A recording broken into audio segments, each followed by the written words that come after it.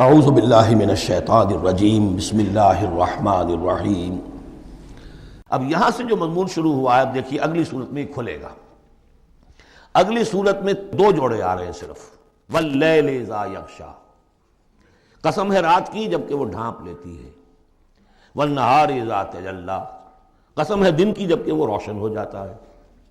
یہ ہمارے خارج میں آفاق کے اندر دن اور رات۔ وما خلق الذکر والانثی، ہمارے انفس میں، ہمارے اندر کوئی مذکر ہے، کوئی مؤنث ہے، کوئی مرد ہے، کوئی عورت ہے۔ یہ جو تضادات بظاہر نظر آتے ہیں، حقیقت میں تضادات نہیں ہیں، ان دونوں کے مل کے ہی در حقیقت فطرت اپنے مقاصد کی تکمیل کر رہی ہے۔ دن اور رات کے فرق سے ہی سارا نباتاتی نظام جو ہے یہ، وہ سارا کا سارا اسی کے ساتھ وابستہ ہے، اسی سے اس کا ریسپریٹری سسٹم ہے، اسی سے یہ فوٹو سنتھسس اور سب کا یہ جو سولر انرجی ہے اس کا درختوں کی لکڑیوں میں آ کے سٹور ہو رہا ہے۔ یہ کیا ہو رہا ہے؟ یہ سارا کا سارا دن اور رات کے ساتھ ہے۔ اسی طریقے سے مرد اور عورت، اگر یہ فرق نہ ہو تو اولاد کیسے ہو، آگے نسل کیسے چلے؟ تو تضادات میں بھی توافق ہے یہاں، اگرچہ بعض چیزیں بظاہر متضاد ہیں لیکن ان میں توافق ہے۔ اللہ تعالیٰ نے اسی لیے پیدا کیا، لیکن ساتھ ہی یہ بتا دیا کہ جیسے یہ تضادات تمہیں نظر آ رہے ہیں واضح طور پر، دن اور رات، نر اور مادہ، ایسے ہی ان سعیکم لشتی، تمہاری جو سعی ہے، محنت ہے، بھاگ دوڑ ہے، وہ تو سب کر رہے ہیں۔ وہ تو کل ہم پڑھ چکے سورہ بلد میں، لقد خلقنا الانسان فی کبد، ہم نے تمام انسانوں کو مشقت میں پیدا کیا۔ مشقت انسان کا مقدر ہے، محنت کرنی ہے، جد و جہد کرنی ہے، معاشی جد و جہد ہے، اور بھی جو ہے پھر اولاد کا پالنا ہے۔ لا اقسم بہذا البلد وانت حل بہذا البلد، کسی کا کوئی نظریہ بھی بن گیا ہے، کوئی آئیڈیل بھی ہے، کسی آئیڈیالوجی کا ماننے والا ہے، اب اس پر اس کا بوجھ ہے کہ اس آئیڈیالوجی کو پروموٹ کرے، اس نظریے کو پھیلائے، اور پھر یہ کہ اس نظام کو قائم کرنے کے لیے تن من دھن لگائے۔ تو کتنے بوجھ ہیں انسانوں پر، پھر کتنے صدمے انسان اٹھاتا ہے۔ تو فرمایا کہ لا اقسم بہذا البلد وانت حل بہذا البلد ووالد وما ولد لقد خلقنا الانسان فی کبد۔ مشقت تو ہر ایک کو کرنی ہے، لیکن جو نتیجے نکلتے ہیں مشقت کے وہ بالکل برعکس ہیں، رات اور دن کا سا تضاد ہے ان میں۔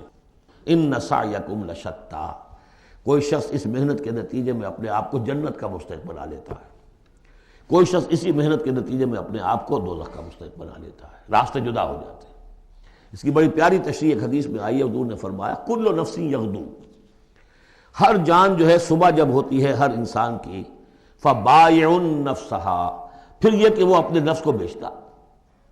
اب کوئی دفتر جا رہا ہے، اپنی صلاحیت بیچ رہا ہے، کوئی بیچارہ وہ چونکہ اور کچھ نہیں سیکھ سکا تھا، اینٹیں ڈھو رہا ہے، تعمیر کا جہاں ہو رہی ہے، کوئی کسی چلا رہا ہے، کوئی ہل چلا رہا ہے، کسی کی مشقت، کوئی اپنی جسمانی جو قوت ہے وہ بیچ رہا ہے، کوئی اپنی ذہنی صلاحیت، اپنی ایکسپرٹیز، ڈاکٹر ہے، اس نے بڑی مشکل سے فن حاصل کیا ہے، وہ بیٹھ کے فیس لے رہا ہے، لیکن بیچ رہا ہے اپنے آپ کو، اپنا وقت بیچ رہا ہے۔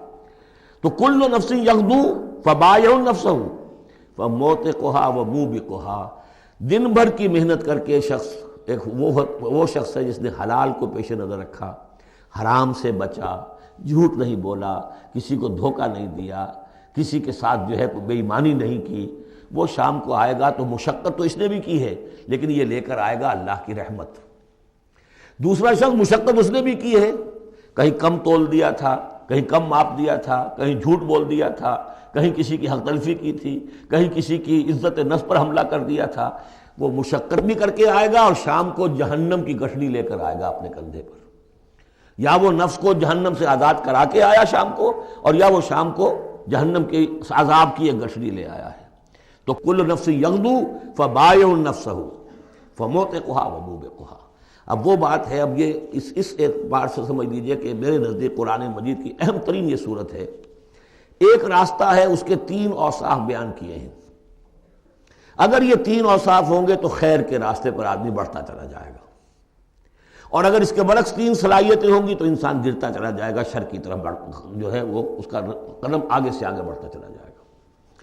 پہلے تین اوصاف کون سے ہیں؟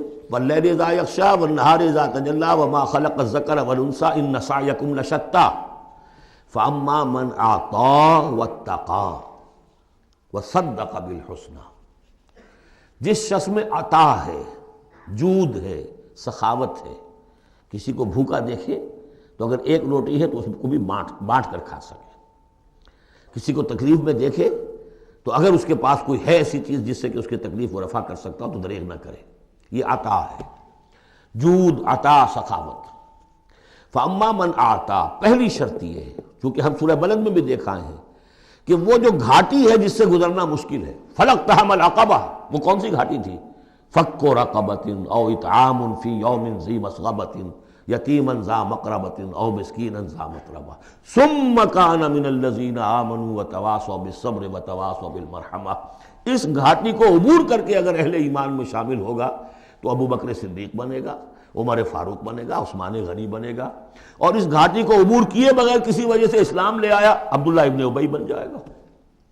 اگرچہ اس نے بھی کلمہ پڑھا ہے، اس نے بھی کہا ہے اشہد ان لا الہ الا اللہ واشہد ان محمد رسول اللہ، اور وہی کلمہ پڑھا ہے ابو بکر نے اور عمر نے اور عثمان نے اور علی رضی اللہ تعالیٰ عنہ. لیکن فرق کیا ہے؟ یہ زمین کچھ اور تھی جس میں بیج پڑا ہے، وہ زمین کچھ اور تھی جس میں بیج پڑا ہے. وہ زمین میں ہل چل چکا تھا. تو فرمایا کہ پہلی شے کیا ہے، اور یہ آیت ہم پڑھ چکے ہیں، چوتھے پارے کی پہلی آیت، لن تنالوا البر حتى تنفقوا مما تحبون. تم نیکی کے مقام تک رسائی حاصل نہیں کر سکتے جب تک کہ خرچ نہ کر سکو اللہ کے لیے اور اللہ کی مخلوق کے لیے، اور وہ چیز کہ جو تمہیں پسند ہو. یہ نہیں کہ جو اذکار رفتہ ہو گئی، بیکار ہو گئی، پرانی ہو گئی، دل سے اتر گئی، وہ دے دیا اور پھر سمجھا کہ ہم نے حاتم طائی کی قبر کو لات مار دی ہے. یہ نہیں. مما تحبون، نیکی کی گرد کو نہیں پہنچ سکتے. لن تنالوا البر حتى تنفقوا مما تحبون. تو پہلی شرط ہے اعطاء. دوسرا ہے واتقا. واتقا کیا ہے؟ وہی اخلاقی حس جو ہے وہ اگر بیدار ہے، نتیجہ کیا نکلے گا کہ وہ پھر نیکی کرنا چاہے گا، بدی سے بچے گا. وہی فالہمھا فجورھا وتقواھا. اگر یہ حس مر نہیں گئی ہے، یہ دفن نہیں ہو گئی ہے، اس کے اوپر حوث جو ہے اس کا غلبہ نہیں ہو گیا ہے، کوئی اور غلط جو ہے انسان کا رجحان اس نے اسے دبا کر نہیں رکھ دیا ہے، تو تقا اس کے اندر ہوگا. میں کسی کا دل نہ دکھا دوں، میں کسی کا حق نہ مار لوں. اس کے اندر ایک احساس ذمہ داری جو ہے وہ موجود رہے گا. اور تیسری شرط وصدق بالحسنی. جو بھی اچھی بات اس کے سامنے رکھی جائے اور اس کا دل گواہی دے دے کہ ہاں بات ٹھیک ہے، فوراً قبول کرے، تصدیق کرے. اس وقت یہ نہ کرے کہ یہ میں اگر مان لوں گا تو فلاں چیز چھوڑنی پڑ جائے گی، یہ اگر مان لوں گا تو فلاں کام کرنا پڑ جائے گا، یہ اگر مان لوں گا تو فلاں شخص ناراض ہو جائے گا، یہ اگر مان لوں گا تو مجھے یہ نقصان ہو جائے گا. اگر یہ سوچ کر رک گیا تو فیل ہو جائے گا. بلکہ یہ کہ جب دل نے گواہی دے دی کہ ہاں ٹھیک ہے، حق ہے، صحیح ہے، فوراً کہو دیکھیے جی آپ کی یہ بات، یعنی اس کو سمجھیے پریکٹیکلی. اگر آپ کسی بحثی میں بھی مبتلا ہو گئے کسی کے ساتھ، اور پھر یہ ہے کہ آپ نے کسی وقت محسوس بھی کر لیا کہ پلڑا اس کا بھاری ہے، بات اس کی صحیح ہے، لیکن ایک یہ کہ اڑے ہوئے اب کیسے مان لوں میں کہ میں ہار گیا.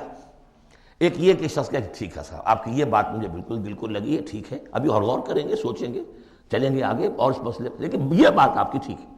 اس سے انسان کے اندر جو ہے پھر وہ ہم آہنگی پیدا ہوتی ہے، بات آگے بڑھتی ہے. لیکن یہاں سمجھ لیجیے کہ بنیادی طور پر یہ تین اوصاف ہیں. فاما من آتا، بخل نہ ہو، اتقا اور اس کے اندر یہ اخلاقی حس بیدار ہو. نمبر 3، جو اچھی بات سامنے آئے اس کی تصدیق کر دیں. فَسَنُيَسِّرُهُ لِلْيُسْرَىٰ. تو ہوتے ہوتے ہم آسانی سے، اب یہ لفظ بھی آ چکا تھا سورہ علق میں، وَنُيَسِّرُكَ لِلْيُسْرَىٰ. میں نے کہا تھا اس لفظ کو یہاں نوٹ کر لیجئے اور یہیں سے یہ بات آگے کھلے گی. فَسَنُيَسِّرُهُ لِلْيُسْرَىٰ. جس شخص میں یہ تین اوصاف ہوں گے ہم انہیں رفتہ رفتہ رفتہ رفتہ سب سے اونچی اور سب سے اچھی جو آسانی والی شاید منزل ہے جنت، وہاں پہنچا دیں گے. صدق اللہ العظیم.